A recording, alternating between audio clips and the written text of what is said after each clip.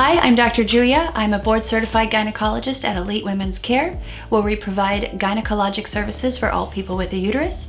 Today we're going to talk about polycystic ovarian syndrome. Dr. Juyia, what is polycystic ovarian syndrome?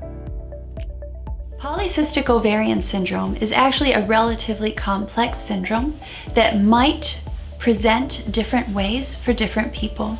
In general, though, it's an issue with extra androgens produced by the ovaries, and that means mostly testosterone. Although we don't actually know why the ovaries do this, it's actually a very common issue that can affect up to 1 in 10 women.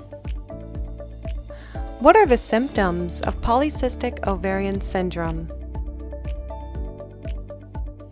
Most obvious includes irregular periods and the effects of increased testosterone. That would be increased hair in a male pattern on the face, around the nipples, on the abdomen, but also increased acne. And then some other things most people might not think to seek medical care for, including depression, weight gain, difficulty losing weight, glucose intolerance, a higher risk of diabetes, and it can be associated with an increased risk of infertility or trouble getting pregnant. What if polycystic ovarian syndrome is left untreated? While there is no cure for polycystic ovarian syndrome, there are many ways to manage it, and this might be different for a person according to their goals. First, it's important to recognize, is this person interested in pregnancy, or are they wanting to avoid pregnancy?